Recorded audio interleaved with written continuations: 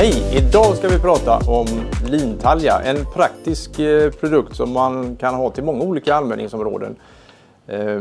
När man vinschar någonting så finns det dock en sak man ska ha i åtanke, och det är att om det man vinschar inte står kvar när man släpper draget, så är det enligt maskindirektivets tolkning att anse vara ett lyft.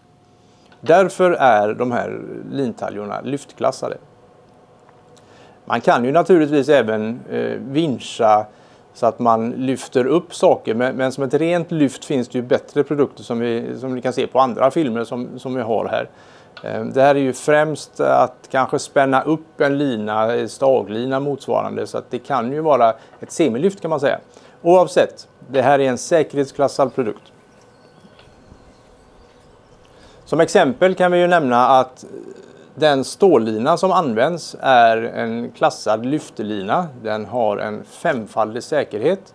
Det betyder att om ni använder en sån här och ni hittar en egen lina hemma i förrådet, så dels måste den vara av rätt dimension, men den måste även vara av rätt kvalitet. Därför är det bäst att alltid använda den medföljande eller köpa en ny om det behövs. De finns i längder om 20 och 40 meter. Det finurliga med en sån här vinsch är att stållinan går igenom gränslöst. Du vinschar hela linan igenom. Det behövs inget omtag eller så. Som med alla lyftklassade produkter så har vi en märkbricka. Där framgår vilken kapacitet den har. Det finns en enkel instruktion om hur man använder vilken spak. Det är ju 3 spakar att hålla reda på egentligen. Det finns ju även naturligtvis i den obligatoriska instruktionsboken som finns med. Vidare så finns spårbarhet och så, och vem som har tillverkat den. I det här fallet är det ju vi som är ansvariga för det. När man vinschar någonting så är det ju bra att ha ett mothåll. Längst fram på stållinetaljan här så sitter en fästbult som man enkelt drar ut så här. Du fäster den i någonting med gediget motstånd som klarar av minst den kraft eller vikt som du avser vinscha då. Man sätter in den i sprinten här. Viktigt att när man petar in den här sen, vrider den 2 varv, för att det finns säkerhetshack här som gör att den inte ska kunna trilla ut.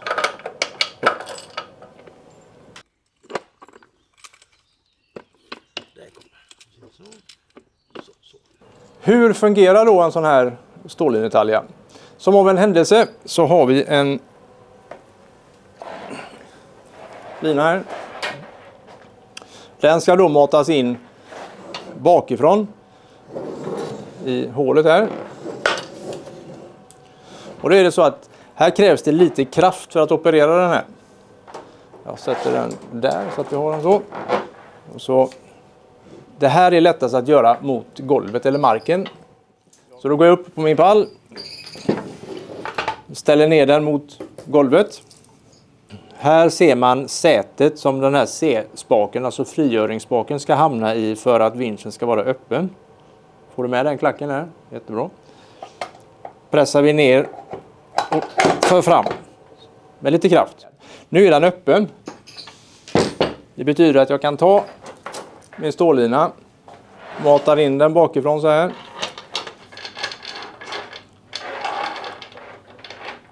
Så kommer den in här så. Löper den helt fritt igen så. Slår jag tillbaka den här bakre spärren här så.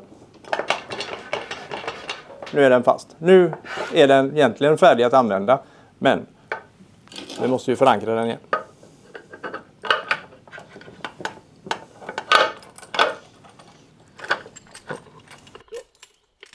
Nu är vi då färdiga att använda den, och det är ju något kort handtag här. Det är någonting som konstruktören har tänkt på. Därför går vi ner i källan här igen. Och så tar vi fram handtaget.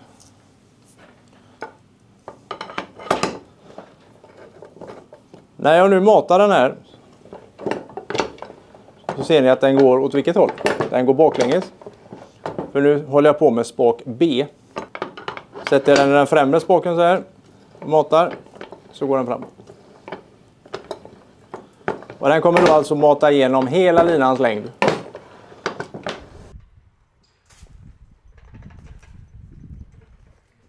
Mycket viktigt att tänka på här i det här läget är att du får aldrig operera med bägge spakarna samtidigt, utan det är antingen uppåt med spak A eller nedåt bakåt med spak B.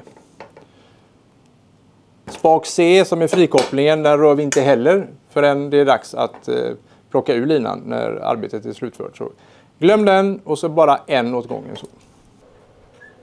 De här lintaljerna finns i 3 olika storlekar. Den här är klassad 800 kg, 1600 kg och 3200 kg. Och de fungerar på samma sätt. En sak att ha i bakhuvudet bara är att den här storleken, ju större blir det, desto mer kraft måste man ha för att operera den här frikopplingsmekanismen då, som öppnar taljan från början när du ska föra in linan. Så att den kan vara lite trög, men så är det. Nu tänkte jag att vi ställer lintaljan lite grann åt sidan och så tar vi fram den andra ganska väsentliga delen i hela projektet, det vill säga stållinan. Den kommer i en liten hållare som ser ut så här.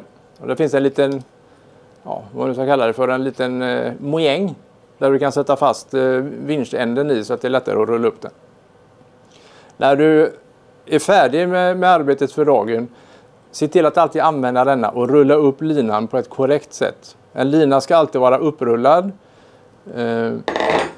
och du ska aldrig, om ni tänker i trädgårdsslangen hemma, att man drar ut den så här, så kommer det bli bukter på.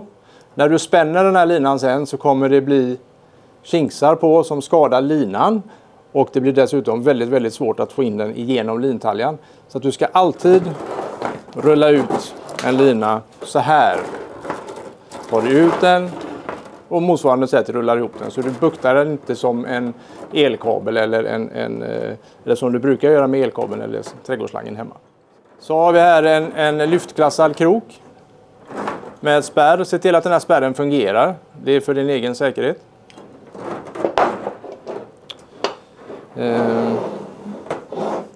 Som i alla sammanhang vi har pratat om när vi pratar lyft och pratar om när vi pratar lyft, så gäller det att tänka igenom hela processen här. Vi ska vinscha någonting. Vi tar fram en lintalja som klarar den påkänning som vi tror att det vi ska dra väger. Den behöver ju som sagt var också då förankras i någonting. Kan vara i den stora eken ute i trädgården som vi kan fästa den i med ett sling eller någonting. Eller något annat. Se då till att slinget som du kopplar till förankringspunkten också klarar påkänningen. Liksom det som du använder som förankring. Kanske inte ska ta det lilla äppleträdsskottet som du precis har satt, utan du får något gediget. Ja, då tar vi fram stållinetaljan igen här och pratar lite mer om den. Det finns ju vissa säkerhetsdetaljer inbyggda i den. Bland annat så finns det en brytpinne som gör att du inte kan överbelasta med handtaget. Om man tittar där så sitter det en mässingssprint här i. Om du överbelastar det här handtaget så kommer den att gå av och då kommer allt det här bara lea så att du inte kan belasta vinschen för mycket. Principen bygger på käftar som griper tag i linan och ju hårdare drag det blir desto hårdare biter den tag i linan. Vi kommer skruva isär en sån där strax så ska vi titta på hur den ser ut inuti. En stållina är ju ganska så fladdrig och svår att jobba med. Och tänk på när ni vinschar att när det är spänning på den, håll er en bit ifrån den. Tänk på säkerhetsområdet. Tänk så här, vad skulle hända om den går av? Står jag i något för nära kanske så är det bra att ta några steg bakåt. Det blir ju ändå lite krafter. Den minsta är ju på 800 kilo och den största är på 3,2 ton. Så att det är ju lite krafter inblandade i det här. Och säkerheten är A och O. Det ska ju vara ett hjälpmedel och inte ett stjälpmedel så att säga. Så vi kommer se snart när vi öppnar det här så är det mekaniska delar i. Och mekanik gillar ju renhet och insmörjning. När ni har använt linan färdigt, se till att torka av den så att den är ren och likadant innan ni för in den. Se till att den inte är lerig och full med löv och sådana här saker utan det ska vara så rent och snyggt som möjligt när man matar in den så kommer taljan att jobba länge och väl och vara en bra kompis. Ska vi även kolla linan naturligtvis så att det inte finns några skador på den.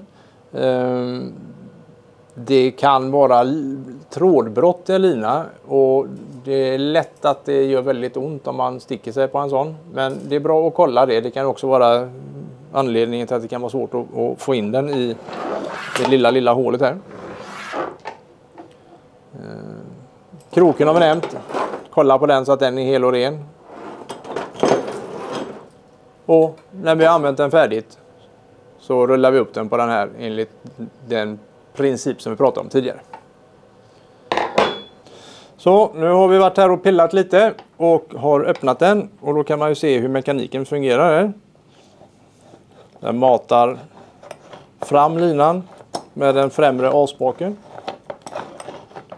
och med den bakre B-spaken så matar den på något magiskt sätt bakåt. Lite närbild på inmätet i lintaljan. Och det är väl kanske fortfarande egentligen lika svårt att se. Men om vi lutar den lite grann så här så kan vi se hur käftarna sitter här nere. Och det sitter en överkäft och en underkäft där liksom här bak då. Och när vi matar försiktigt här så ser vi hur linan går framåt. Och den går alltså framåt på båda rörelserna med spaken.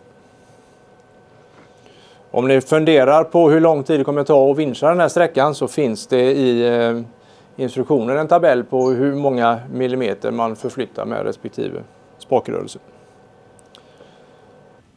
Käftarna och lite andra detaljer kan naturligtvis slitas och då finns det i instruktionen en sprängskiss och även en tabell med olika reservdelar man kan byta ut. Gör nu inte detta själva om inte ni är jättesäkra på vad ni håller på med. Då är det bättre att vi löser det här hos Frankra.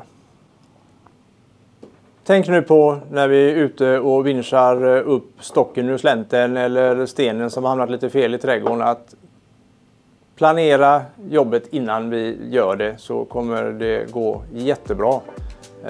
Som jag brukar säga, tänk efter före så är allting dumt. Tack för idag.